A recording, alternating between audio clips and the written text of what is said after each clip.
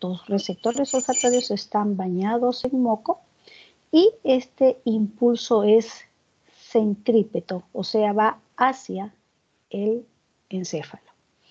Va a atravesar las células ganglionares y luego la lámina cribosa del etmoides, y de ahí va hacia la corteza frontotemporal y al diencéfalo. La zona cortical de recepción por el olfato es el uncus, que es la porción interna del lóbulo temporal.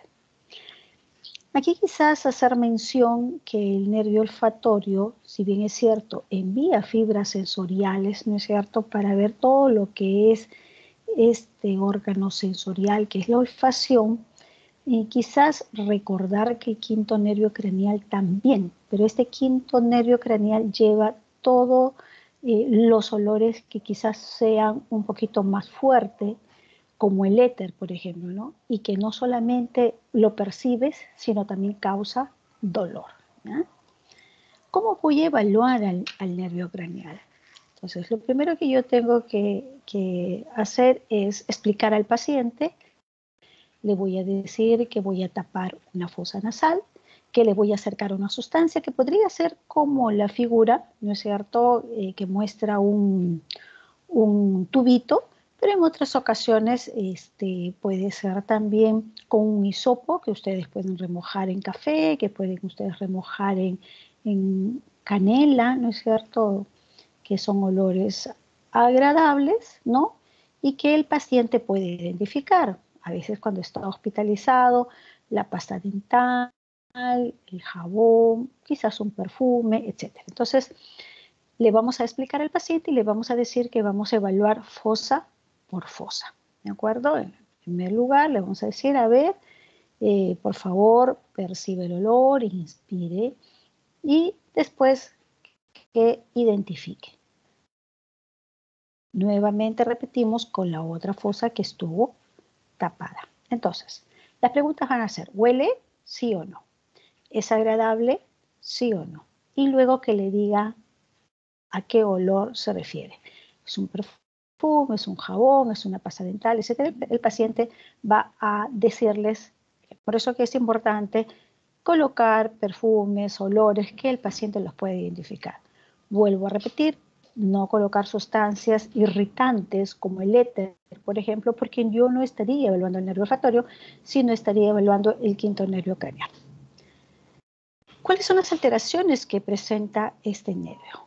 Anosmia, que es la incapacidad de percibir los olores, la hiposmia, que es la disminución para percibir olores, la cacosmia, que es cuando el paciente me dice que todo huele feo, la parosmia, que es cuando el paciente me dice, ¿sabe qué? Un olor por otro, ¿no? Le pongo el café y me dice, doctora, creo que es un perfume. O sea, son olores que no se parecen, son completamente diferentes, ¿no? Nada parecido como para que yo pueda llevar a confusión a nuestro paciente. Las causas más frecuentes, y por eso hay que tener cuidado, el resfriado común. Aquellas personas que son alérgicas, aquellas personas que tienen el hábito de fumar, es probable que tengan o disminuida o abolido la olfacción. También tener en cuenta la edad. A mayor edad, menor posibilidad de percibir los olores o identificarlos. Los traumatismos encefalocranianos, ¿no es cierto?, que muchas veces conllevan a que haya una lesión en la lámina cribosa del etmoides y con eso se lesiona, ¿no es cierto?, todo este nervio. Las neoplasias meningias también ubicadas a nivel específicamente de este lóbulo frontotemporal. En ocasiones el paciente puede decir que tiene una sustancia que está saliendo por la nariz y generalmente esto después de un traumatismo encefalocraniano. Nuestra obligación es identificar si esto es moco o es líquido cefalorraquídeo. Para eso se toma una muestra, se envía al laboratorio y si el laboratorio nos informa de que hay la presencia de glucosa, esto es líquido cefalorraquídeo. El segundo nervio es el óptico, es aquel que va a llevar toda la información visual. Entonces, ¿cómo voy a explorar a este nervio? Agudeza visual, campo visual, y cuando estoy evaluando campo visual, ahí también tengo que ver el punto ciego, la diferencia de colores y el fondo de ojo. La agudeza visual, que todos creo que alguna vez hemos visitado al oftalmólogo y hemos visto esta cartilla o esa tabla de Snellen, ¿no es cierto? Que es la que está colgada y que la realiza a una distancia de 6 metros. Hay otras que a veces llevan como una especie de patitas, ¿no es cierto? O sea, digamos, el palito de la E y las patitas nada más para aquellas personas que no reconocen el alfabeto, y uno le dice si las patitas están arriba, están abajo, están a la derecha, están a la izquierda. Si el paciente no logra ver con esta cartilla, entonces vamos a pasar a esta cartilla de Hager, que es también una partida una tabla que cuando hemos ido al oftalmólogo nos las da para que nosotros podamos leer, ¿no? Y esto está a una distancia de 30 centímetros. Si no logra ver con ninguna de las dos, pasamos a cuenta dedos, ¿no es cierto? Nos ponemos frente al paciente y les enseñamos nuestros dedos y le pedimos de que si los ve o no los ve. Si no ve los dedos, entonces cerramos y hacemos puño y comenzamos a mover el puño, ¿no? Para ver si observa alguna visión que se le llama cuentabultos. Si no logra ver esto, probablemente estamos frente a una ceguera. El otro es el campo visual. Esta es una técnica de confrontación y se hace uno por uno. Lo voy a evaluar pidiéndole al paciente, en primer lugar, de que estando frente a mí a una distancia de 60 centímetros, mire mi nariz. Y de ahí no deje de mirarla, que no fije a otro punto, solamente mire nuestra nariz. Y con la mano derecha, con nuestra mano derecha, vamos a presentarle nuestros dedos, ¿no? En el cuadrante superior. Yo le voy a decir cuántos dedos ves. En el cuadrante inferior, cuántos dedos ves. El paciente me dirá 1, 2, los que ustedes colocan. Sigue mirando la nariz el paciente y con la otra mano le piden también, o sea, con la mano izquierda, ustedes nuevamente le presentan los dedos en el cuadrante superior y en el cuadrante inferior. Todo esto se hace en un solo ojo. ¿De acuerdo? Entonces ustedes han evaluado los 4 cuadrantes: superiores, inferiores, nasales y temporales. Una vez que he terminado de evaluar, por ejemplo, empecé con el ojo derecho, hago el ojo izquierdo. Muy bien. Una vez que he terminado de evaluar eso, le sigo diciendo al paciente, ¿sabes qué? Vas a ver mi nariz y por favor, yo te voy a enseñar mi dedo. Y cuando tú lo dejes de ver, me indicas. ¿Dónde debo de colocar el dedo? El dedo debe estar en una distancia, ¿no es cierto?, que yo, mirándolo también al paciente, lo logro ver. Cuando yo no lo logro ver, entonces el paciente tampoco lo logra ver. Y estamos evaluando el punto ciego. ¿De acuerdo?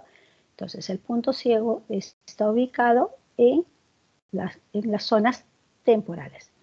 Esta es una manera un poco burda quizás que tiene el neurólogo de evaluar el campo visual con el punto ciego, porque hoy los oftalmólogos ya cuentan con un equipo que se llama campimetría y miden pues los campos visuales de una manera más exacta, más precisa, y también nos hablan del punto ciego.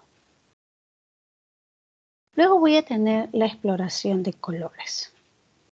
Se tiene en un folder estas famosas cartillas de Ishihara, ¿no es cierto? Y entonces el paciente, si ustedes logran ver, por ejemplo, en el cuadro superior derecho, está sobre un fondo verde, está escrito el número 12, ¿no? En anaranjado. Entonces el paciente, al identificar o al decir que es el número 12, está identificando los colores. Tener cuidado también con el grado de instrucción del paciente, tener cuidado, ¿no es cierto?, si el paciente nos comprende o nos entiende. No tengo este test de Ishihara, lo hacemos con los colores que tenemos a la vista, ¿no? A veces la chaqueta del trabajo, la chaqueta blanca, el pijama del paciente o con la ropa que lleva el paciente, y tienen una manera también de evaluar los colores. Luego vamos a tener el fondo de ojo. El fondo de ojo se evalúa a través de un aparato que se llama oftalmoscopio, ¿de acuerdo?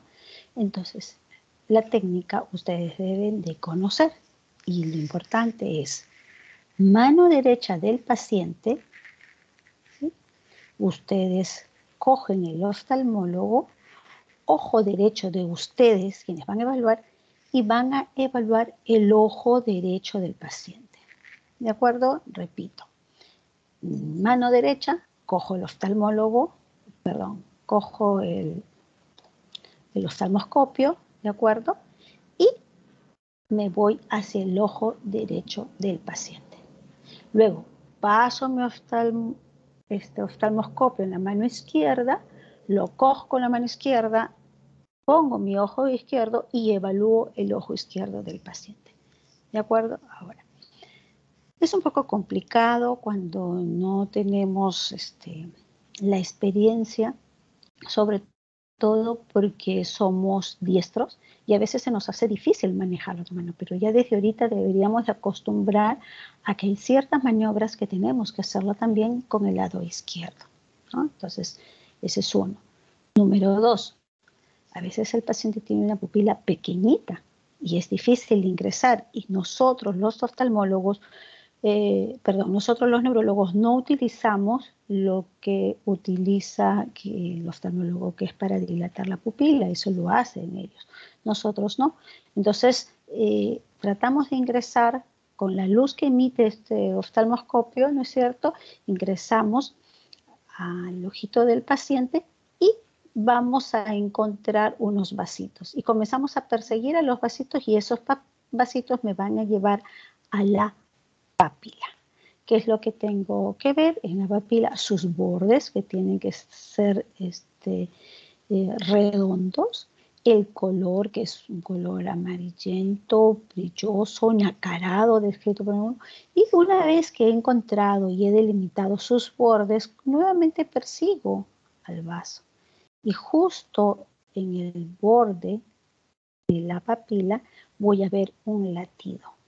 Aquí no son las arterias las que tienen este impulso, sino son las venas, y eso es fisiológico, tienen un impulso venoso. Y entonces eso es lo que nosotros tenemos que percibir. Es difícil, lo sé, es difícil, pero la experiencia y el hacer constantemente esto los va a poder ayuda a identificar, ¿no? Y también dentro de ellos capaz vamos a ver un sitio bastante oscuro, que es la conocida como la fovea, que tiene que ver con la visión central. Y esto se ve así por la alta concentración de los conos. El color de la papila puede decirnos mucho. Por ejemplo, en el slide que yo les presento, para su mano izquierda, ¿no es cierto?, los bordes están poco definidos, hay un poco de sangrado, hay microhemorragias, ¿no? Y en el lado derecho, los bordes están completamente perdidos, ¿no? Hay los vasos hay pocos, y estoy hablando en este rojizo de un edema de papila agudo, y en el crónico es la otra figura. Y cuando ya el edema o el papiledema es crónico, lo más probable es que el paciente haya perdido la visión, ¿no es cierto? Entonces, son signos que por eso que es importante aprender a reconocerlos a veces cuando llegan a la emergencia.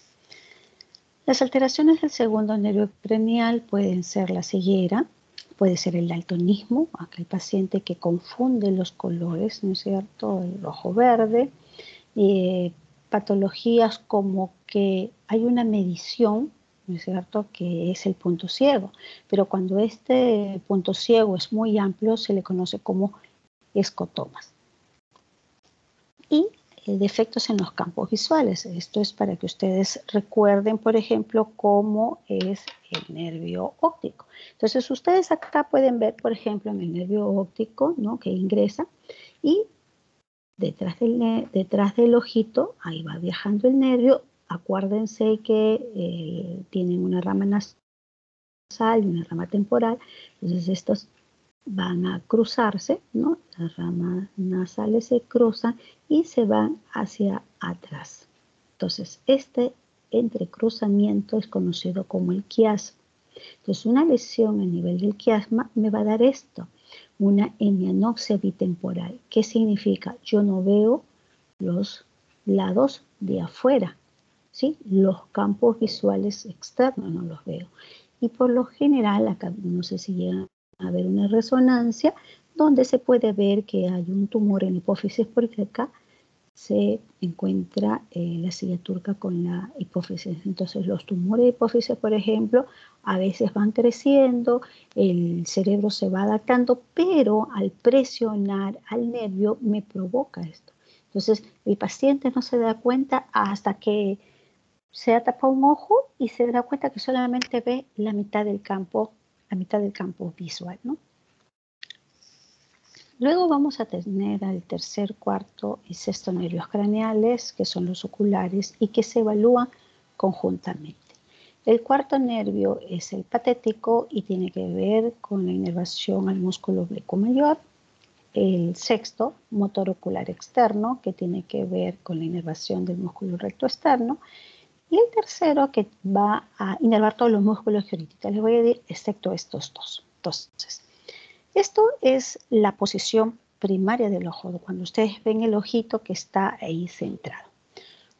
Cuando ustedes llevan el ojito hacia afuera y lo llevan hacia arriba, estoy evaluando el recto superior. Cuando nuevamente regreso a la posición primaria, lo llevo un poquito hacia afuera y hacia abajo, estoy evaluando el recto inferior. Nuevamente retorno a la posición primaria y lo llevo todo hacia afuera, estoy evaluando al sexto nervio craneal, que es el recto externo. Nuevamente posición primaria del ojo, lo llevo un poquito hacia adentro, hacia arriba, el oblicuo inferior. Nuevamente posición primaria del ojo, hacia adentro, hacia abajo, el oblicuo superior, el cual es inervado por el cuarto, y posición primaria, todo hacia adentro, el recto interno. Y de esta manera ustedes tienen la inervación de todos los músculos de los ojos. Pero además, ¿no es cierto?, el tercer nervio craneal tiene una ramita que va a ir al elevador del párpado superior. Entonces, yo puedo encontrar, ¿no es cierto?, como el paciente de abajo, una ptosis palpebral o una caída del párpado superior incompleta, o puedo tener una caída del párpado completa. Cuando yo tengo una caída del párpado superior incompleta, ¿no es cierto?, por lo general el paciente se va a quejar, ojo, de diplopia. ¿Qué es la diplopia? La visión doble. ¿De acuerdo? El paciente me va a decir, doctora, yo veo doble, uno al ladito del otro. Y en el caso de la paciente que ustedes ven arriba, también puede ser bilateral. Ambos ojos, ¿no es cierto?, tener los párpados caídos de una manera parcial, o en otros pacientes la caída puede ser total. Entonces, ¿cómo voy a evaluar al tercero, cuarto y sexto nervio craneal? Lo primero que tengo que hacer son los movimientos conjugados. ¿Y a qué se refiere movimientos conjugados? Significa que voy a evaluar ambos ojos. Entonces, como en la figura, ¿no es cierto?, le voy a fijar la cabeza, le voy a decir, ¿sabes qué? No muevas la cabeza, solamente vas a mover los ojitos. Y le observo, le enseño un objeto y lo llevo hacia un lado, luego hacia el otro, hacia arriba y hacia abajo. Y de esta forma Lo que yo tengo que ver es que ambos ojitos van hacia el lado derecho, van hacia el lado izquierdo, van hacia arriba y van hacia abajo. Una vez que he terminado de ver, acá por ejemplo, está la exploración, la posición primaria, ¿no es cierto? Llevo los ojos hacia el lado izquierdo del paciente, veo, le pido que vea hacia abajo, ¿no es cierto?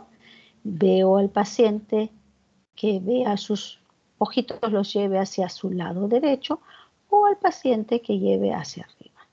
De esta manera, por lo general, no lo realizamos, ¿de acuerdo?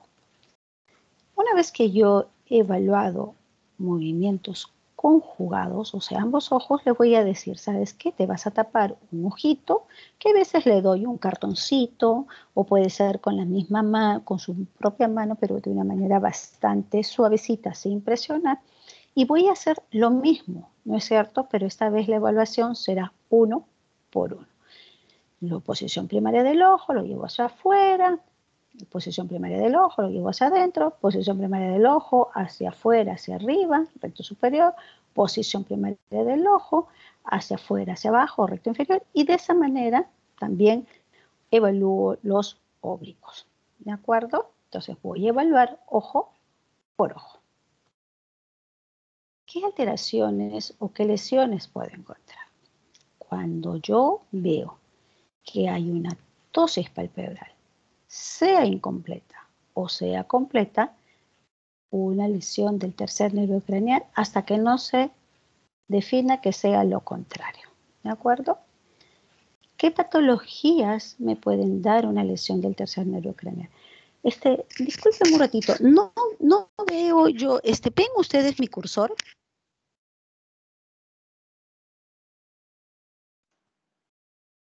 Sí se ve. Ahorita sí se ve, doctora. ¿Mi cursor? Sí, porque yo Sí, tengo problemas para... Sí, doctora, sí lo vemos.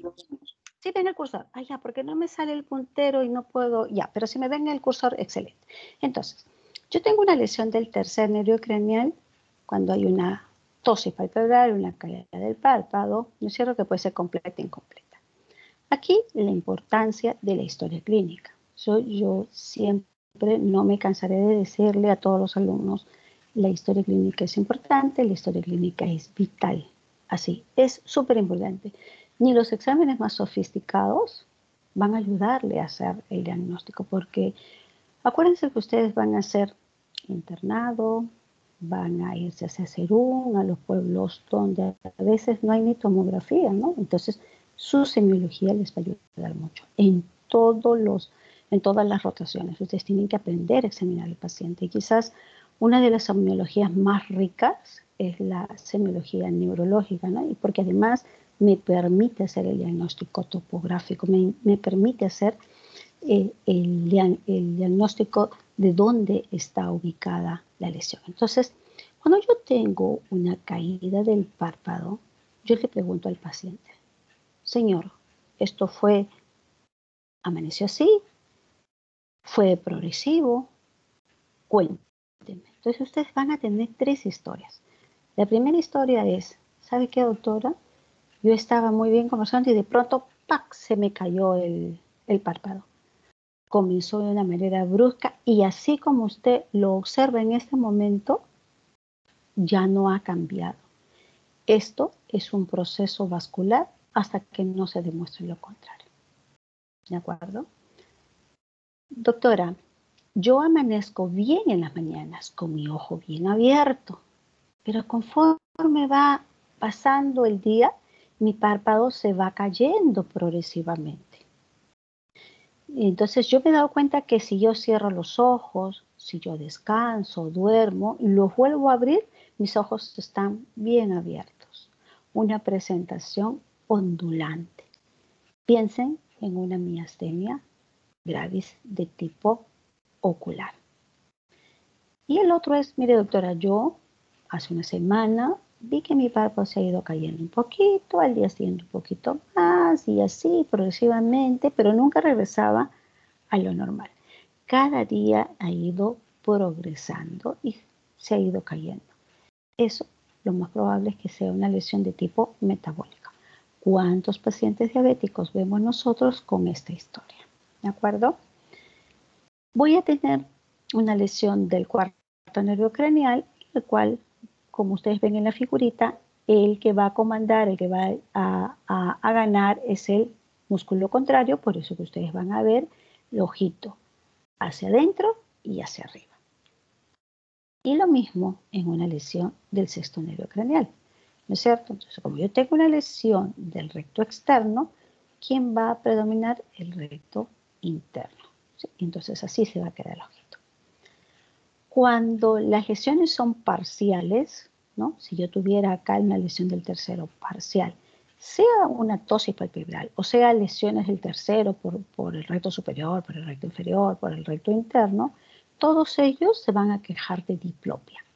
Pero la diferencia es que el tercero y el sexto me dan una diplopia horizontal.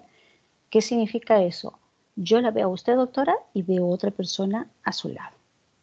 A diferencia de la diplopia del cuarto, en el cual me va a decir, doctora, yo la veo a usted y otra doctora veo arriba. ¿De acuerdo? Diplopia vertical. Entonces, aquí un resumen de lo que yo les he dicho, el tercer nervio craneal, entonces tengo una ptosis palpebral, desviación del ojo hacia afuera porque me gana el recto externo, ¿no es cierto? Y también en el tercero está la pupila. Y entonces cuando yo pierdo la lesión del tercero por completa, voy a ver una midriasis, o sea, una dilatación pupilar, ¿de acuerdo? Y se va a perder el reflejo fotomotor de acomodación. Hasta ahí nada más porque ahorita les voy a volver a explicar. Tengo una lesión del sexto, entonces mis ojitos va a comandarlos el recto interno. Y una lesión del cuarto va a hacer que mi ojito entonces no pueda llevar el ojo hacia adentro y hacia abajo. Esta es la diplopia que el paciente me va a decir, una diplopia horizontal, veo uno al lado del otro por lesión del tercero o por lesión del sexto nervio craneal. Doctora, veo uno encima del otro, una lesión del cuarto nervio craneal. Pero dentro del tercero también voy a encontrar a las pupilas. Entonces, para eso los voy a evaluar con el reflejo fotomotor. Si yo enfoco una luz sobre el ojo, la pupila va a reaccionar produciéndose o haciéndose mucho más pequeña. Eso es el reflejo fotomotor. Yo lo voy a ver en el mismo ojo donde estoy iluminando, donde está el haz luminoso. Pero no se trata de que este ojo responda y esto no, ¿no es cierto? Porque ellos tienen una comunicación. Entonces, cuando el haz luminoso, como en el caso de esta paciente, está sobre el lado izquierdo, responde el lado izquierdo, se llamará reflejo fotomotor. Pero si yo me acerco, estoy enfocando el ojito izquierdo del paciente. Y también vamos a ver cómo se achica la pupila del lado derecho. Eso se llama reflejo consensual, reflejo consensual. Repito, haz luminoso, en este caso en el ojo izquierdo, veo la respuesta en el ojo izquierdo, reflejo fotomotor. Haz luminoso en el ojo izquierdo, pero veo la respuesta contralateral, reflejo consensual. Y el reflejo de acomodación es cuando yo le enseño un objeto a la paciente. Si el objeto está distante, las pupilas tienen que abrirse para ver mejor. Si yo se lo voy acercando, la pupila se va achicando, ¿de acuerdo? Entonces, se acomoda de acuerdo a la distancia en el cual nosotros le colocamos el objeto a ver. En las pupilas tenemos que ver su tamaño, son simétricos, ¿no es cierto? No existe una pupila, que te digo, que midriática o miótica como normal o anormal. Eso va a depender porque hay muchas personas que tienen las pupilas grandes por naturaleza y son fisiológicos y otros que son pequeños de manera fisiológica. ¿De acuerdo? Entonces, cuando las pupilas son del mismo tamaño, se llamará isocoria aparentemente un tamaño normal. Si estas son muy grandes, se llamarán midriáticas, ¿no es cierto? Que puede ser constitucional o puede ser también porque he colocado una sustancia dilatadora de pupila. Puedo tener miosis pequeñas y anisocoria cuando tengo una pupila grande y una pupila pequeña. De ahí vamos a pasar el quinto nervio, que es el trigémino. El nervio trigémino es un nervio mixto y entonces tiene que ver con lo que es la parte motora y con la parte sensitiva. La parte sensitiva se divide en tres ramas: el quinto 1, el quinto 2 y el quinto 3. Y la rama motora tiene que ver con los músculos de la masticación. Acá lo ven un poquito mejor, en el cual va a ir unas fibritas al temporal, ¿no es cierto? Si ahorita ustedes presionan sus dientes y se tocan la sien, ese es el músculo temporal. Si yo nuevamente muerdo los dientes, pero mis dedos los pongo a nivel de la cara, ¿no es cierto? A nivel de la cara, lo que estoy cogiendo es el músculo macetero. Y si yo muevo las mandíbulas de un lado hacia otro, eso es acción del pterigoideo, ¿de acuerdo? Entonces, la parte sensitiva, como les dije, tengo el quinto 1, el quinto 2 y el quinto 3. El quinto 1 que tiene que ver con todo lo que es la sensibilidad de todo lo que es la parte de la cavidad nasal, ¿no es cierto? La sensibilidad cutánea de la frente, del párpado superior, de la nariz. El maxilar superior, que tiene que ver con el párpado inferior, ¿no es cierto? La encía, ahí presten atención, el labio superior, los dientes del maxilar, la mejilla, una partecita de la nariz, por adentro el paladar y la faringe. Y la rama del maxilar inferior, que tiene que ver con las sensaciones de los dientes de la mandíbula, el labio, la encía, un poco de la lengua. Entonces acá tienen una vista lateral, acá tienen una vista frontal. ¿Qué patología? Y esto es muy frecuente, ¿no es cierto?, que el paciente refiera a tener un dolor dental, ¿sí? Un dolor dental, por lo general el maxilar superior, motivo que lo lleva al odontólogo, porque si a mí me duele el diente, lo primero que tengo que pensar es ir en el dentista, ¿no es cierto? Entonces yo voy, el dentista ve, probablemente encuentre una carie, le extirpa o saca o retira la pieza dental, sin embargo el paciente sigue quejándose. Entonces él probablemente, a veces la inexperiencia del odontólogo hace pues que digan pues alguna otra pieza, por más que tomar radiografía. La cosa es que muchas veces hemos tenido pacientes que han llegado a la consulta y han ido al odontólogo y le han sacado las piezas dentales y siguen con el dolor, a pesar de ya no tener dientes. Entonces ahí recién se dan cuenta que esto es una neuralgia del trigémino. ¿De acuerdo? Una neuralgia del trigémino. Que el 80 o el 90% no se sabe por qué. No encontramos la causa. Hacemos a veces una resonancia y con tan mala suerte que el nervio anda paralelo a la arteria. Y esta arteria comienza a latir fuertemente, que con su impulso choca al nervio y es la que provoca el dolor. Pero también podemos ver el herpes zóster, ¿sí? El herpes zóster del trigémino. Entonces yo voy a ver, ajá, esto es territorio del quinto 1, esto es territorio del quinto 2 y esto es territorio del quinto 3, una neuralgia del trigémino. A veces está toda la cara comprometida, incluyendo el cuero cabelludo. Recuerden esto, ¿ya? Miren, a veces acá está acá el cuero cabelludo, acá se ve mejor, ¿no? El cuero cabelludo también son ramas del quinto 1, del quinto 2 o del quinto 3. Entonces el paciente puede presentar inclusive esas vesículas herpéticas, ¿no es cierto?, que es otra de las patologías de la rama sensitiva del nervio trigémino. Bueno, habíamos hablado de la parte sensitiva, la parte motora tiene que ver con los músculos maceteros, con los músculos temporales, que son los músculos de la masticación, ¿no es cierto? Como los explora, así como ustedes ven en la figura, el médico se pone por detrás del paciente y así como hace un momento les dije, miren que presione fuerte los dientes y a nivel de los temporales, yo puedo ubicar los músculos temporales, ¿no? Los músculos que llevan su nombre, el macetero, y le pido que lleve hacia el lado contra la mandíbula para un lado así y la de abajo para contralateral y veo los pterigoideos. Existe patologías de las mandíbulas. Uno de ellos es producido por la miastenia gravis, ¿no? Ya habíamos hablado que la miastenia gravis también me provocaba una caída de los párpados superiores.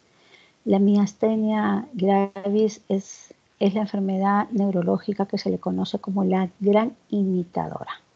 ¿Por qué? Porque me puede imitar muchas enfermedades dependiendo a dónde actúe, a dónde está la lesión.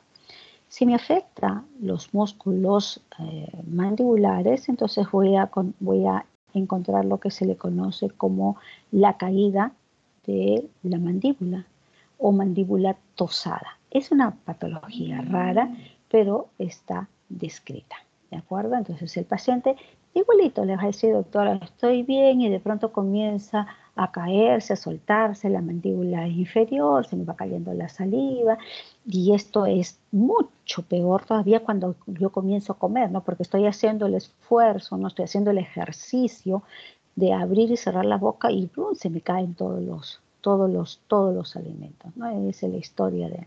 Entonces, por ejemplo, en ellos, en estos pacientitos que ya hemos hecho el diagnóstico de una miastenia gravis, por ejemplo, le tenemos que dar 20 minutos o media hora de antes de cada alimento, una medicina que se llama piridostigmina, bueno, que ya después vamos a conocer la fisiopatología, y entonces para que el paciente pueda recobrar la fuerza y pueda cumplir con la función de la masticación.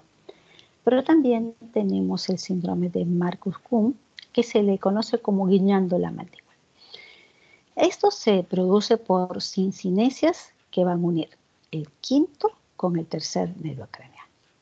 ¿Qué cosa es una sincinesia? Cuando yo tengo un nervio, ¿no es cierto? Vamos a suponer, el más conocido, el más frecuente, el séptimo nervio craneal. Entonces yo tengo el séptimo nervio craneal, ¿no?, que sale por el agujero estelomastoideo y se va al músculo frontal, al orbicular de los párpados, al bucinador, al orbicular de los labios. Eso es lo normal, o sea, que cada rama vaya al músculo indicado, ¿correcto? Pero ¿qué cosa es una sincinesia? Cuando este nervio, ¿no es cierto?, se va al orbicular de los párpados, pero también de ahí sale una rama al orbicular de los labios. ¿De acuerdo? Esa es una sincinesia, un crecimiento anormal. Entonces, en el caso del síndrome de Marcus-Gunn, van a ver por qué se llama guiñando la mandíbula, hay un crecimiento, ¿no es cierto?, del quinto nervio craneal, pero también del tercer nervio craneal, que une al tercer nervio craneal. Por eso comienzan a hacer la actividad conjunta. Entonces, ustedes van a ver acá en la figura A la posición relajada, ¿no es cierto? Y van a ver una caída del párpado superior izquierdo, una ptosis palpebral izquierda. Yo le digo al paciente, mueve tu mandíbula hacia el lado donde está el ojo caído y ustedes van a ver que el párpado sigue bajo, continúa tosado, caído. Pero si yo le digo, oye, llévalo hacia el otro lado, hacia el lado donde no hay ptosis palpebral, ustedes van a ver cómo el párpado superior se eleva. Por eso se dice el síndrome de Marcus-Gunn, que fue quien lo describió, guiñando con la mandíbula. Es una patología infrecuente, pero acá tienen un ejemplo de ello. En conclusión, entonces, ¿qué puedo encontrar? Los signos de disfunción del quinto van a depender si ha comprometido su rama motora, a su rama sensitiva, pero también tiene que ver con el sistema nervioso autonómico. Entonces voy a encontrar debilidad muscular, lactosis palpebral, puedo encontrar hemianestesia porque me da la sensibilidad de la cara. Quizás 2 palabras, ustedes harán una clase seguramente de sensibilidad, pero quizás 2 palabras o 3 palabras de exploración de la sensibilidad. Explorar la sensibilidad superficial, que es lo que ellos me dan, el quinto me da una sensibilidad. Explorar la sensibilidad es algo un poco complicado, complejo, difícil, porque es subjetivo. Yo le voy a pedir al paciente, cierra tus ojos y con un copo de algodón voy a pasar, ¿no es cierto? Vamos a suponer la frente del lado izquierdo y por el lado derecho, con los ojos cerrados. Usted siempre dice, Señor, cierre sus ojos para que usted se concentre. Entonces ustedes van a pasar el algodón, repito, y usted les va a preguntar, ¿son iguales o no? Probablemente el paciente les diga, es igual. Pero si ustedes tienen esos pacientitos que son muy detallistas, que están muy atentos porque ellos quieren colaborar, probablemente les digan que es desigual.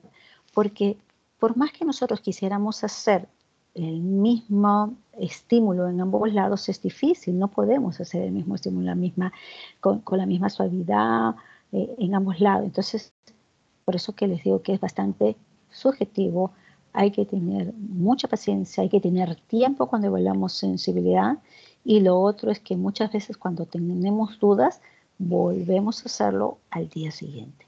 Pero también acuérdense que esto va de la mano con la historia clínica que ustedes están escuchando también. ¿Okay? Entonces, regreso acá. Y el reflejo corneal ausente. El reflejo corneal es cuando yo a través, está mi ojito, ¿no es cierto? Y en la cosita blanca, la córnea, ¿no es cierto? Yo puedo agarrar un pedacito de algodón, una hilachita de algodón y lo paso y el reflejo va a hacer que el paciente automáticamente va a cerrar el ojo, ¿no es cierto? Entonces, este reflejo corneal tiene la vía aferente del quinto y eferente del séptimo. ¿De acuerdo? Entonces, si yo tengo una lesión del quinto, lógicamente este reflejo corneal va a estar ausente.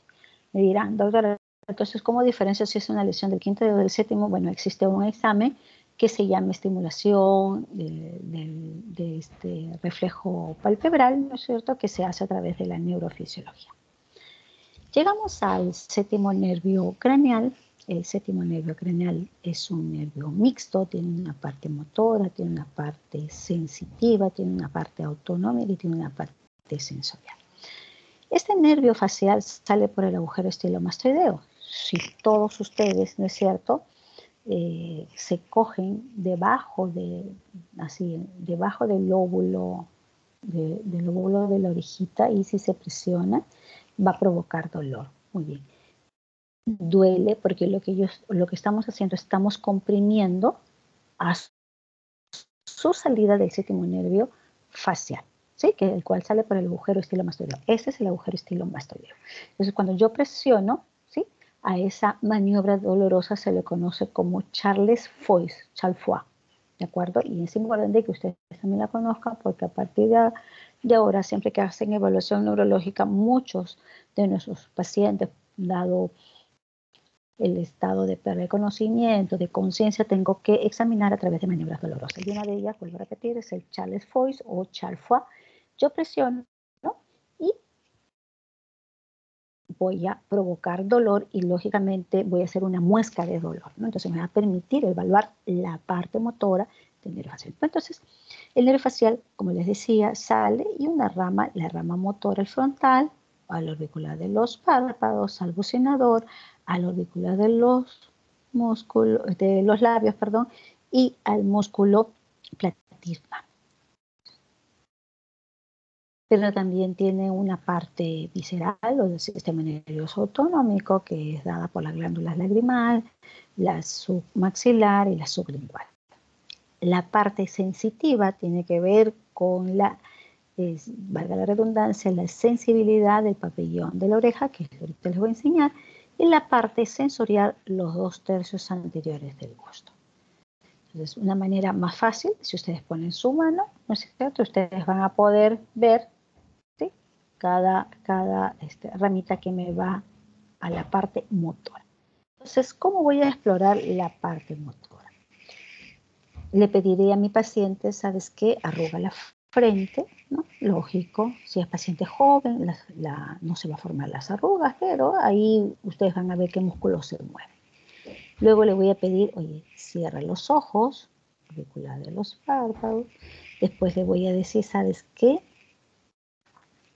Por favor, sonríeme y veo el surco nasogeniano, ¿sí? Que es lo que estoy señalando. Enséñame los dientes, el orbicular de los labios, o le digo, inflame los cachetes y veo el bucinador. De esa manera estoy evaluando la parte motora del séptimo nervio craneal, que es también cómo se evalúa la fascia. Entonces, cuando yo digo, evalúame la fascia, lo que estoy evaluando es justamente la rama motora del nervio facial. Entonces, es otra manera de evaluar en el cual yo intento abrir los ojitos, lógicamente aplicando una fuerza leve, sencilla, ¿no? Porque si yo aplico una gran fuerza, sí lo voy a lograr y no por eso tiene una lesión del orbicular de los párpados. Entonces, quizás lo más frecuente es la parálisis facial periférica, en este caso del lado derecho. Entonces, es un señor, de la vista se ve que ha perdido, ¿no es cierto?, los surcos frontales, el ojito lo tiene más grande, por eso se le conoce como ojo de liebre, ¿sí? Hay pérdida del surco nasogeniano, la comisura labial ha descendido. Entonces el paciente por lo general acude a la consulta y le dice, ¿sabe qué, doctor? Yo tenía un dolor detrás de la oreja. Ahora ya entienden por qué el paciente que tiene una lesión del nervio facial siempre se queja de un dolor retroauricular, que a veces se irradia hacia la zona occipital. ¿Por qué? Porque el nervio, ¿no es cierto?, a la salida del agujero estelomastoideo, como está inflamado, la inflamación que provoca edema. Y entonces él choca, ¿no es cierto?, con el hueso, ¿no?, porque es el agujero, choca y eso es lo que provoca el dolor. Entonces comienza con el dolor y después el paciente comienza a notar la simetría. Cuando es bastante leve, la historia es de que, ¿sabe qué, doctora? Me estaba lavando la cara en la mañana y de pronto me entró jabón al ojo y no me di cuenta. Y cuando en eso me veo en el espejo y veo que no puedo cerrar mi ojo, que mi ojo se queda abierto, ¿de acuerdo? Y esto se puede instalar en horas o en días. Cuanto más corto es el tiempo de instalación, la lesión es mucho más intensa, la lesión probablemente sea de tipo axonal, ¿no? Y la diferenciación entre que si es una lesión axonal o una lesión de tipo mielínica, lo determina un examen que se llama electromiografía. Otras veces el paciente me va a decir, ¿sabe qué, doctora? Yo estoy muy bien y de pronto se me cierra el ojo. El ojo se me cierra, ¿no? Y ustedes a veces cuando lo ven, dice, esta persona está que me guiña el ojo. No es que nos esté guiñando el ojo, sino que simple y sencillamente tiene este movimiento involuntario de cerrar el ojo, ¿no es cierto? Espasmo hemifacial. ¿Por qué se presenta el espasmo hemifacial?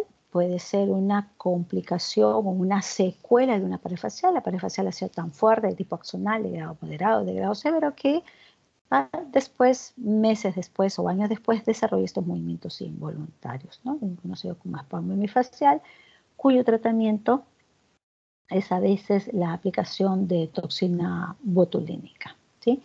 O a veces son idiopáticas, no se sabe la causa por el cual ocurre estos movimientos involuntarios. Pero yo les dije, tiene una parte motora, pero también tiene una parte sensitiva, y la parte sensitiva tiene que ver, ¿no es cierto?, como dice su nombre, con la sensibilidad, ¿no es cierto?, la piel de la orejita, del pabellón auricular. Entonces, una de las alteraciones son la presencia de herpes zóster a este nivel. A esta zona se le conoce como la zona de Reissenham. Entonces, cada vez que yo tengo una parálisis facial periférica, no solamente voy a ver y explorar la parte motora, tengo que explorar la parte sensitiva, porque si yo encuentro estas vesículas herpéticas, te digo, oye, ¿sabes qué? Tu parálisis facial se debe a este herpes zóster que están haciendo acá, que ahí ya lo vi, ¿no es cierto? Y además, porque por lo general, lesión del herpes zóster que me da una parálisis facial, esto es una lesión de tipo axonal y va a dejar secuelas. Pero también tiene que ver con la parte sensorial y para ellos son el gusto, los 2/3 anteriores de la lengua. En la puntita tengo el sabor dulce, un poquito más arriba el sabor salado y más arribita tengo el sabor ácido. ¿Cómo voy a explorar la parte sensorial? Entonces, el paciente, ¿no es cierto?, se sienta. Al frente, por lo general, nosotros colocamos una pizarra y le decimos, mano derecha, dulce, mano izquierda, salada. Entonces, yo con una torunda, ¿no?, cojo un pomito en el cual le he echado una sustancia dulce o agua con azúcar y el otro agua con sal, y con una torundita primero coloco en una hemilengua. ¿Sí? Vamos a ver con la hemilengua del lado izquierdo del paciente. No le permito al paciente que introduzca su lengua. O sea, con la lengua afuera le coloco y el paciente me tendrá que levantar la mano. No me puede contestar. Por eso que siempre es bueno que ustedes le pongan en la pizarra, oye, dulce, derecho, salado, para que el paciente vea y sepa qué mano tiene que levantar. Porque a veces el paciente dice, no, doctor, me equivoqué. Y ya se mezclaron, ¿no es cierto?, los sabores y ya no puedo seguir evaluando. ¿Sí? Entonces, esta prueba, vuelvo a repetir, se le pide al paciente que abra la boca, que saque la lengua, coloco una torunda con líquido, sea dulce o salado, y le pido, sin que él regrese la lengua a la boca, que levante la mano correspondiente y de igual manera en el otro lado. Y de esa manera he evaluado la parte sensorial. Muchos de mis pacientes con parálisis facial periférica tienen alteración del gusto. Entonces, tiene una ageusia solamente del lado de la parálisis facial. Entonces, cuando yo tengo un paciente con, miren, en una patología tan sencilla, tan simple como una parálisis facial periférica, ¿qué es lo que tengo que preguntar? Dolor, ¿no es cierto? Si el dolor es retroauricular. Tengo que ver mi oreja, ¿sí? Porque ahí está la parte sensitiva y tengo que preguntar por el gusto, ¿de acuerdo? Aparte de la parte motora que ustedes, es lo más evidente y es lo que, por lo general, lo único que a veces exploramos, ¿sí? Luego voy a tener al octavo nervio craneal que tiene una función netamente sensitiva, ¿no es cierto? Entonces va a participar en lo que es la audición, va a participar en lo que es el equilibrio. Entonces, el paciente, ¿no es cierto?, a través de la anamnesis, el paciente me puede decir, ¿sabe qué, doctora? Yo me he dado cuenta que no escucho bien, ¿no? Porque me pongo el teléfono en el lado derecho y no escucho, y en el lado izquierdo escucho clarito, ¿no? O ha disminuido mi audición, los noto diferente, o una paracusia, o sea, oigo falsamente, no tengo, pienso que me están hablando y sin embargo nadie hay. O el paciente me puede decir, tengo un zumbido, un tinnitus, que por lo general es más, más fuerte, nos dicen en la noche. Claro, durante el día, con los otros ruidos externos, un poco que el paciente no lo escucha, pero en la noche, en el silencio, al dormir, entonces ahí está ese zumbido que puede ser unilateral, que puede ser bilateral, o el vértigo, ¿no? El vértigo es una sensación objetiva, no es subjetiva, es una sensación objetiva de que las cosas giran alrededor mío. Para evaluar la parte auditiva, yo tengo la voz cuchicheada. Entonces, tapo, ¿no es cierto?, el oído del paciente, me acerco hacia el otro oído y le pregunto su nombre, ¿cómo se llama? Le digo muy suavemente, tampoco voy a estar gritando, ¿no? Por eso se llama voz cuchicheada. Antiguamente no habían esos relojes con secundero y que se escuchaba, que uno le acercaba el secundero. Podemos también, si ustedes se agarran el cabello, emite un sonidito y también podemos hacer eso.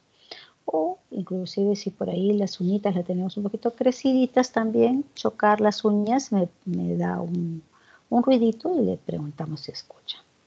Luego voy a tener desde Weber la biometría, que ahorita les voy a enseñar a través del gráfico, la bipedestación para ver lo de equilibrio. Les digo, señor, párese por favor con los dos pies juntos y tratamos de ver si el paciente mantiene el equilibrio o tiene pulsiones, se va adelante, se va hacia atrás o se va hacia el costado, ¿no? O tiene base sustentación. Entonces, junte los pacientes, junte los pies, tiene que abrirlos para aumentar la base de sustentación y luego le pedimos que camine con ojos cerrados o con ojos abiertos, ¿no?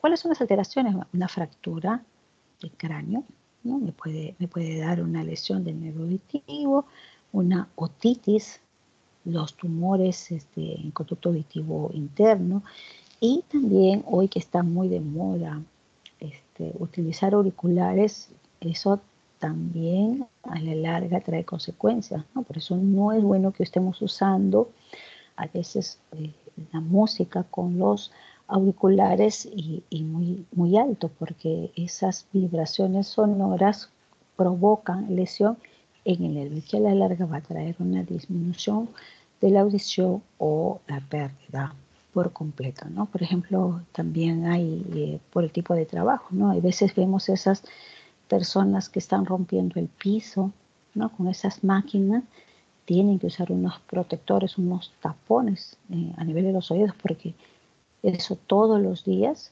entonces afecta nuestro oído. Entonces ustedes acá van a ver, yo le digo al paciente, ¿no es cierto? Bipedestación, pies juntitos, con la mano estirada para que no pierda el equilibrio, con las manos a los costados también. Siempre ustedes cuidando, ¿sí? Porque el paciente se puede caer. Le puedo hacer de que el paciente levante un pie para ver el equilibrio. Puedo ver la marcha, ¿no es cierto? La marcha, a ver, camine usted. O la marcha en tandem, ¿no es cierto? Que es colocar un pie después del otro. ¿Sí? Un pie y después el otro. Entonces, con los ojos abiertos, con los ojos cerrados. Y buscamos después el nistagmus. ¿Qué es el nistagmus? Como ustedes pueden ver acá, ¿no es cierto? Enseñamos nuestro dedo y le vamos a pedir al paciente que por favor lo siga y nosotros lo comenzamos a lateralizar. Entonces, al momento de llevarlo de un lado hacia otro, el ojito llega hacia el lado del estímulo, pero como que algo lo jalara, como que quisiera retornar. Eso es nistagmus. Y si es, el nistagmus puede ser horizontal, o puede ser vertical, o puede ser rotatorio. También el paciente puede decirme esa alteración de inestabilidad que tiene. El paciente me puede decir que las cosas giran, doctora, sabe que yo estoy muy bien y en la mañana me levanto, abro los ojos, ay, lo tengo que cerrar porque parece que el techo se me viniese, ¿no? O sabe que, doctora, me levanto, ay, el piso se me mueve, las paredes me dan vueltas, y muchos de estos se va a acompañar de veces de náuseas o de vómitos, ¿no? Entonces, para acá tenemos el test de Rinne y el test de Weber. ¿En qué consiste el test de Rinne? El diapasón, no sé si tienen la oportunidad de conocerlo, es un instrumento, ¿no es cierto? Es de metal. Este es el diapasón, ¿sí? El cual tiene una patita central y dos patitas laterales. Entonces nosotros lo golpeamos, ¿no? Con nuestra mano, lo golpeamos esta parte laterales, la golpeamos con el abductor corto del pulgar y lo colocamos en el hueso mastoideo. El hueso mastoideo, si ustedes detrás de la oreja, eso óseo es el hueso, la apófisis mastoidea. Entonces lo coloco ahí. Y lo otro es, yo lo golpeo y eso emite una vibración, una vibración. Entonces, y ustedes lo escuchan. Entonces, si el paciente me dice, ¿sabe qué, doctora? cuando usted me lo puso sobre el hueso, yo escuché mucho mejor que cuando usted me lo puso al costadito, entonces estoy hablando de una hipoacusia de transmisión, ¿no es cierto? Porque lo que está fallando es la parte aérea, ¿sí? El sonido no aéreo. O el paciente me puede decir, ¿sabe qué, doctora? Yo escucho mucho mejor cuando el diapasón no me toca. Esto lo pone al costadito, yo lo escucho mejor que cuando está sobre mi hueso. Entonces estoy hablando de una hipoacusia neurosensorial. O también a través del test de Weber, yo golpeo el diapasón, entonces este me provocó una vibración y lo pongo en la parte de la frente, ¿no es cierto?, en el huesito, y el paciente me va a decir, ¿sabe qué, doctor? Lo escucho con este lado aparentemente sano, ¿no? Porque estos van juntos, los dos van juntos, las dos pruebas las tengo que hacer. Entonces, si va hacia el lado sano, es una hipoacusia neurosensorial. Y si va hacia el lado enfermo, o sea, yo lo siento mejor hacia el lado enfermo, estoy hablando de una hipoacusia de transmisión. Esto muchas veces puede ser un poco complicado, primero porque puedo no tener el diapasón, segundo porque a veces el paciente puede no entenderme, no comprenderme, y para eso existen, ¿no es cierto?, los potenciales evocados auditivos, que es otra manera de evaluarlo, que tenemos la facilidad de hacerlo a cualquier edad, ¿no? Solamente el paciente tiene que estar tranquilo, en el caso de los niños durmiendo, y se le colocan, ¿no?, los electrodos justo detrás de los mastoides, uno en la frente y otro en el centro, en el vértex de la cabeza. Y en la máquina, ¿no es cierto?, porque es un software, va a salir estas ondas.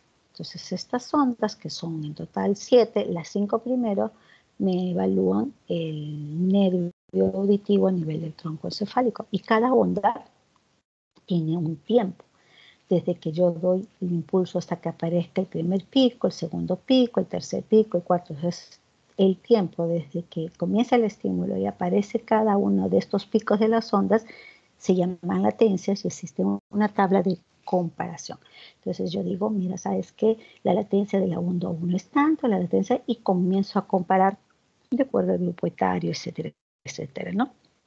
Y me va a ver, la onda 1, por ejemplo, tiene que ver con el nervio auditivo a nivel periférico, el 2 con los núcleos cocleares, el 3 con el oliva superior, el cuarto con el menisco lateral, el quinto con el colículo inferior, el sexto que me ve a nivel subcortical y el séptimo que me ve con la corteza temporal. Y de esa manera yo evalúo. Entonces, aquí lo importante es que yo no necesito la participación del paciente. El paciente puede estar inconsciente y yo le puedo hacer estos potenciales evocados auditivos, que además también me sirve, por ejemplo, para ayudar a corroborar el diagnóstico de muerte encefálica. Luego voy a tener pues al noveno y décimo nervio craneal, los cuales, así como los óculos motores, por lo general los evaluamos juntos. Entonces, el noveno tiene que ver con la voz, ¿no es cierto? A veces el paciente habla, oh, ¿cómo está?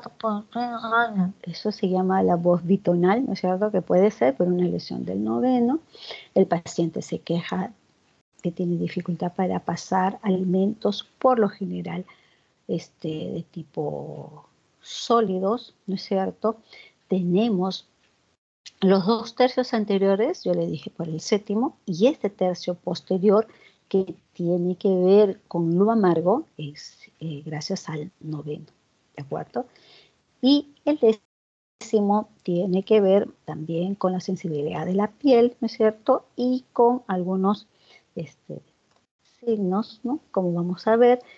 Noveno, disfagia para alimentos sólidos. El décimo, por lo general, para alimentos líquidos. Puede haber también ronquera y, como vemos acá, reflejo nauseoso o reflejo de la deglución. El paciente dice, ¿sabe qué, doctor? Yo no puedo pasar los alimentos. O sea, ¿por qué? Porque no tiene la fuerza necesaria para empujarlo. Esa es la deglución y no lo puede hacer. La pérdida del gusto del tercio posterior y existe una patología, pero quiero enseñarles acá, ¿no es cierto? Por ejemplo, la úvula, ¿no es cierto? Que le pido yo al paciente, abre la boquita y veo discretamente la úvula desviada, ¿no? No está en la posición central. Y cuando yo le digo día, peor todavía, se lateraliza. Con una paleta trato de buscar el reflejo nauseoso, ¿no es cierto?, que está a los costados, y el paciente ha perdido el reflejo nauseoso, ¿de acuerdo? Entonces, dentro de las patologías tengo también la miastenia gravis.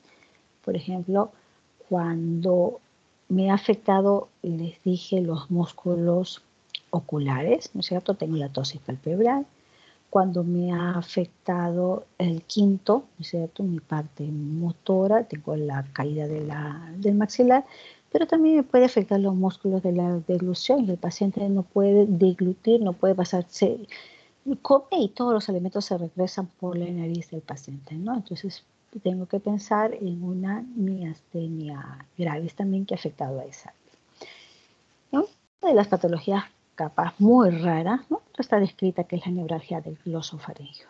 Así como les dije, oye, ese pacientito que a veces va al odontólogo porque tiene un dolor intenso de diente, de muela, y le han sacado todo, ¿no? Le han sacado todo. ¿Y qué te va a doler si ya no tienes dentadura?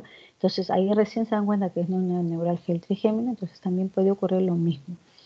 El glosofaringeo se irrita, la causa también es desconocida y el paciente va a referir dolor, ¿no?, en la parte posterior de la lengua o en la fosa amigdalina o en el ángulo de la mandíbula, o dolor en el oído, porque hemos visto que tiene una inervación también. Ese dolor es intenso, es irritante, el paciente habla como un dolor de tipo corriente, que dura segundos, dura minutos, ¿no?, que puede aparecer espontáneamente o a veces al comer, al hablar, al toser, ¿no? Es difícil y bueno, se da una serie de medicinas y a veces es bastante complicado manejar este tipo de pacientes. Luego voy a tener el 11º nervio craneal, ¿no es cierto?, que es el nervio accesorio, que es un nervio eminentemente motor. Va a darle inervación a dos músculos principales, al trapecio y al esternocleidomastoideo, ¿cierto? El trapecio, conocido también como el músculo trepador, ¿no? Si nosotros trepamos, nosotros si levantamos los brazos y trepamos, esa es la acción del músculo trapecio. Y luego yo tengo que buscar el esternocleidomastoideo. ¿Cómo exploro el esternocleidomastoideo? Si ustedes bajan un poquito su mentón y lateralizan, vamos a suponer, yo llevo mi cabeza hacia el lado izquierdo, entonces lo que voy a formar, el músculo que está ahí es el esternocleidomastoideo. Entonces yo veo la consistencia, ¿no es cierto?, veo la longitud, si es igual que en el otro lado, ¿no? Y a veces ya de nacimiento, a veces nacen con un esternocleidomastoideo más corto que el otro, y eso hace que el paciente lateralice la cabeza, y no solamente es el problema de lateralizar, sino también es un problema de visión, etcétera, etcétera, ¿no? Entonces, le puedo hacer que, así como aquí está explorando, que trate de llevar lo opuesto a mi mano, ¿sí? Le pongo las manos sobre los hombros y le digo, levanta tus hombros, ¿no? Y es una manera de evaluar el trapecio. Entonces, ¿qué patologías puedo encontrar? Puedo encontrar pues una disminución de la masa muscular, ¿no? Un hombro caído. Puede encontrar fasciculaciones, que son esa sensación que a veces el paciente les dice, ¿sabe qué, doctora? Parece que tuviera un gusanito debajo de la piel y yo lo veo como que salta. Y desviación del hombro o del cuello, ¿no?, hacia el hombro más corto, ¿no? Entonces va a tener también, en el caso del trapecio, debilidad para elevar el hombro, ¿no? Entonces ustedes pueden ver que se notan mejor las estructuras óseas. Entonces, para explorar esto es flexionar discretamente la mandíbula y llevarlo hacia el lado contralateral para el esternocleidomastoideo y que el paciente se quite el polo para ver también cómo está el trapecio. Por último tengo al nervio hipogloso. El nervio hipogloso es el 12º nervio craneal y tiene que ver con los músculos de la lengua. Entonces, si nosotros vamos a explorar a este nervio, yo le voy a pedir al paciente que abra la boca, que no saque la lengua, ¿no? Entonces, con la boca abierta y la lengua hacia adentro, esa es la posición primaria del ojo. Entonces, la posición primaria de la lengua. Entonces, yo veo su aspecto, su estado trófico, el color, veo si hay unos movimientos involuntarios que se le llaman fasciculaciones, lo mismo que le he hablado que aparece debajo de la piel de algunos músculos, igualito también puede aparecer en la lengua, en la posición primaria. Una vez que ya he evaluado, pido al paciente que saque la lengua, me coloco unos guantes y palpo la lengua, ¿no es cierto? Para ver si es del mismo grosor ambos, ¿no es cierto? Observo si en la lengua no hay la marca de los dientes. Normalmente no debe de haber las marcas dentales. Entonces, ¿qué puedo encontrar? Por ejemplo, que cuando el paciente saca la lengua se le desvía hacia un lado, ¿sí? Y el paciente puede venir a la consulta diciéndome que tiene dificultad para hablar. Entonces ya esta dificultad para hablar se debe a que la lengua, dentro de que ayuda a impulsar el bolo alimenticio, también tiene que ver con el habla. Entonces tiene problemas también para la salivación de los alimentos.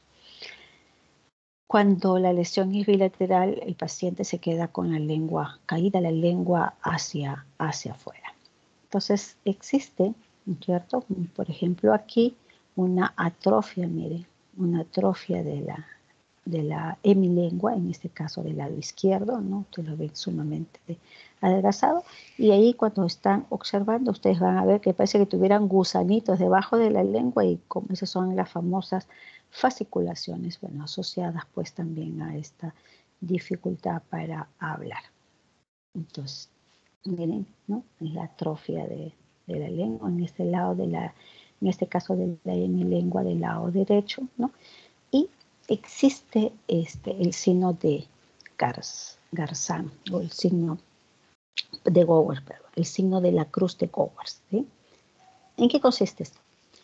Cuando ustedes abren la boca del paciente, entonces ven en la posición primaria y después le van a pedir al paciente que saque la lengua. Para que ustedes puedan entender este signo de la cruz de Gower, lo primero que ustedes tienen que conocer es que voy a tener mi hipogloso del lado derecho y mi hipogloso del lado izquierdo. Cuando yo saco la lengua, el hipogloso del lado derecho me lleva la punta de la lengua hacia el lado izquierdo. Mi hipogloso del lado izquierdo me lleva la lengua hacia el lado derecho, de tal manera que yo tengo mi lengua en posición central, ¿de acuerdo? Listo.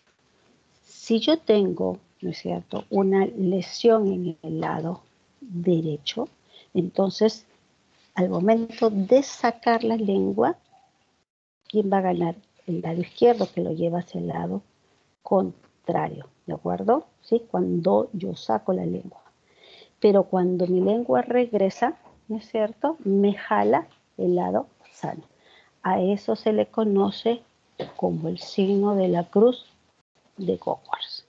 Repito, tengo mi nervio hipogloso que me permite. El lado derecho, cuando yo saco la lengua, hace que mi punta de la lengua se vaya hacia el lado izquierdo. Y mi hipogloso del lado izquierdo me permite que la lengua lleve hacia el lado contrario. De tal manera que la lengua, la punta de la lengua, siempre la tenemos en posición central. Si yo tuviese una lesión del lado derecho, entonces quien va a hacer de que comande es el nervio sano, en este caso el lado izquierdo, y me va a enseñar, me va a permitir que la punta de la lengua me señale la lesión. Eso es con la lengua fuera. Si la lengua está dentro, ¿sí?, en la posición primaria, él va a jalar. Entonces va a formar el signo de la cruz de Cowers, ¿de acuerdo? Y eso me habla de la lesión del 12º nervio craneal, el nervio hipogloso, que muchas veces va de la mano con una enfermedad que es la neurona motora superior o la esclerosis lateral amiotrófica, ¿no?, que es motivo de otra clase. Hay parálisis múltiples de los nervios craneales, ¿no es cierto? Por ejemplo, el síndrome de la hendidura esfenoidal, en donde voy a encontrar una esoftalmia, voy a encontrar una lesión del tercero, una lesión del cuarto, una lesión del sexto y del quinto uno. Acá también puede haber una maurosis unilateral y el compromiso se dice que está en el seno cavernoso y o la fisura orbitaria superior. Voy a encontrar el síndrome de Tolosa-Hahn, que se caracteriza por una oftalmoplegia dolorosa. El paciente refiere mucho dolor, puede haber un síndrome de Horner, puede haber trastornos sensitivos del quinto 1 o del quinto 2, y me hablan de un trastorno del seno cavernoso. Puede ser el ápex orbitario, lesión de tercero, cuarto, sexto, o sea, los nervios oculomotores, más un quinto 1, más un segundo, más una esoftalmia. Puede haber un síndrome del seno cavernoso, un síndrome del ápex del peñasco, ¿no es cierto?, en el cual voy a encontrar lesión del quinto, del sexto nervio craneal, y es lo que se le conoce como el síndrome de Gradenigo o el síndrome del ángulo pontocerebeloso, ¿no? Es donde, por lo general, estos síndromes es donde están todos los nervios conjuntamente, ¿no? Va a tener el octavo, el séptimo, el quinto, puede añadirse un noveno, un décimo primero, o el síndrome del agujero rasgado posterior, noveno, décimo primero, y quizás esto que la verdad solamente una vez en toda mi vida como neurólogo lo he visto, que es el síndrome de Garzán, en el cual hay parálisis unilateral de los nervios craneales, del primero al 12º nervio craneal, y esto es por una invasión neoclásica de la base del cráneo, ¿sí? Bueno, esto era mi clase. Quizás permítanme nomás hablarles algo que lo pasé y no les comenté acerca del tercer nervio craneal.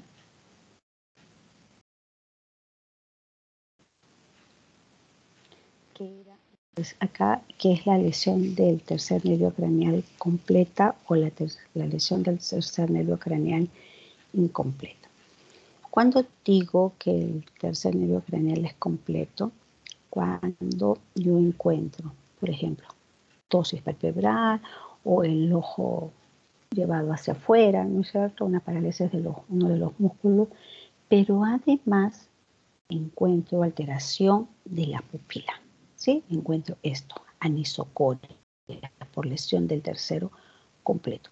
¿Por qué? Porque la rama motora y afuerita va la rama sensorial del parasimpático, entonces van juntitos, ¿no es cierto? Y esto, por lo general, cuando ustedes encuentran una lesión del tercer nervio craneal completo, piensen en un aneurisma de las arterias que forman la pinza del tercer nervio craneal, ¿sí? Entonces, esta semiología siempre es bueno saber porque llega a la emergencia, ¿no? El paciente les va a decir, ¿sabe qué, doctora? Se me ha caído el nervio craneal bruscamente, ¿sí?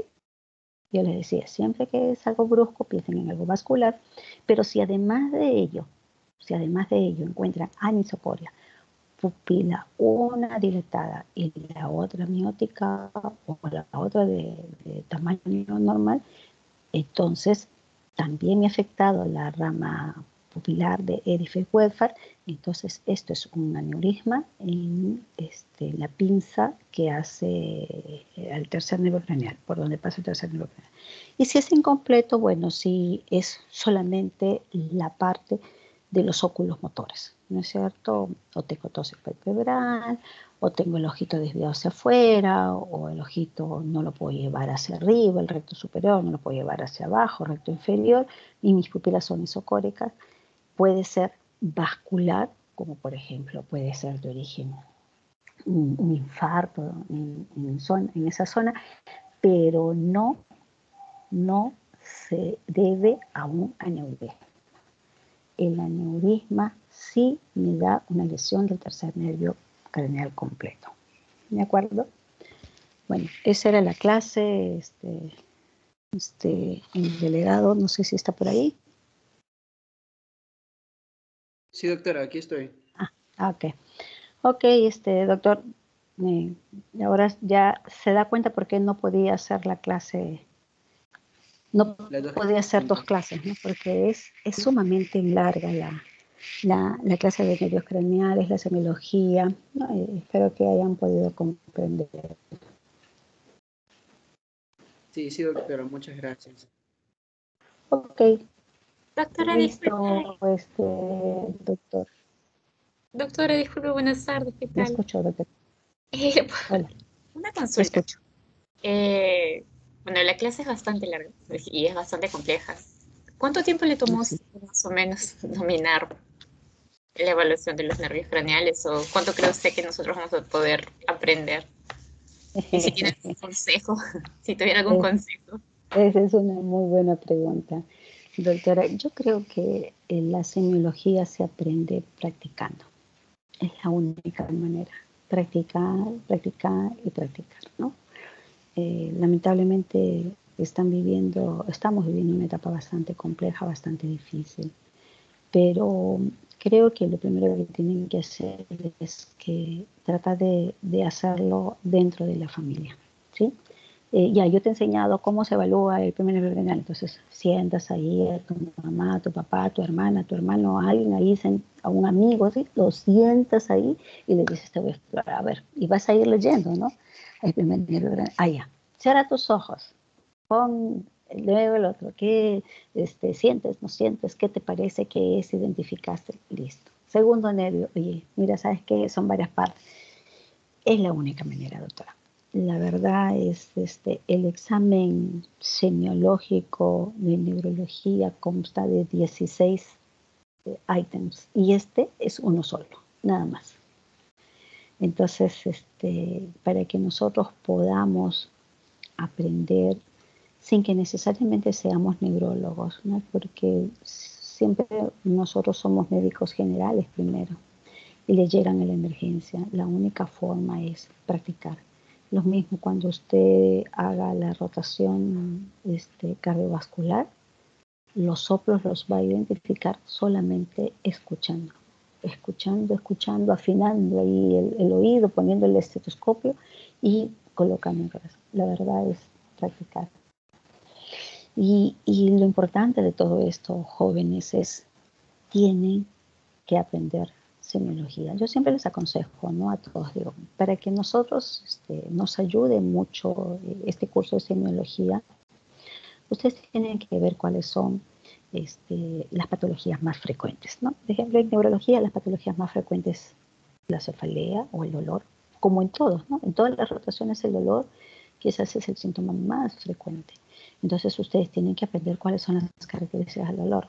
¿Dónde está el dolor? ¿Cómo es el dolor? ¿En qué momento se presenta? ¿Qué calma? ¿Qué disminuye? ¿A dónde se irradia? Yo te pongo un ejemplo chiquitito. Yo tengo un paciente con un dolor de cintura y el paciente me dice, ¿sabe qué? El dolor de cintura se queda allí o baja a la región glútea y ahí nomás se queda, yo pienso un L3 o un L4. Si el paciente me dice, el dolor, doctora, en la cintura y baja por toda la cara externa del muslo, la pierna y el pie, un L5. Doctora, el dolor es en la cintura y se va por toda la región posterior de la pierna hasta el talón, es un S1. Entonces, mira, la historia clínica, ¿cómo te ayuda a determinar probablemente qué raíces? ¿Qué raíces? Dolor de cabeza, doctora, yo tengo un dolor de cabeza que es en la región posterior peor, doctora, no aguanto y se me va hacia el cuello. Y a veces no puedo dormir, doctora, y de todo estoy nerviosa, etcétera. Oye, eso es una cefalea tensional. Es mi primera posibilidad. Pero si mi paciente me dice, doctora, tengo dolor de cabeza, la mitad de la cabeza, me vienen las náuseas, los vómitos. Y antes del dolor de cabeza comienzo a ver unas lucecitas brillantes, ¿no? Y sabe que ya yo me conozco, doctora, yo me tengo que meter en la cama, apago la luz, no quiero que nadie me moleste y me pasa. Oye, eso es una migraña hasta que no considere o no me salga otra cosa en los exámenes, ¿no? Entonces, eso nos enseña que la semiología la tenemos que conocer y para ello tienen que conocer de cada rotación las patologías más frecuentes. ¿Qué me da la gastritis? ¿Cómo la diferencio de la úlcera? ¿Cómo me da una diarrea? ¿Qué pensar? Si es bacteriana, si tiene moco y sangre, es una shigellosis. O sea, esas cosas, independientemente de la especialidad que ustedes sean, tienen que conocerlo. Tienen que saber para que sepan preguntar. Porque si no, estás frente al paciente y no saben qué preguntar. Tienes que conocer la enfermedad. Estoy sospechando de esto. Entonces tengo que preguntar ABCD. ¿Sí? Ok, listo. Gracias. ¿Alguna otra pregunta? No, qué ocurrencia. ¿Alguna otra pregunta? ¿Ninguna? Ok, jóvenes, muy amable por su atención. Nos vemos. Chao, chicos, doctor Gracias. Lozano, estoy programando mi próxima clase tal como usted me mandó el horario. ¿De acuerdo? Perfecto, doctora. Muchas Gracias. gracias. Cuídense. A ustedes, buenas noches. Gracias, Hasta luego, doctora. chicos. Chao, chicos. Gracias, Nos vemos. doctora. Chao, Buenas noches. doctor. Chao.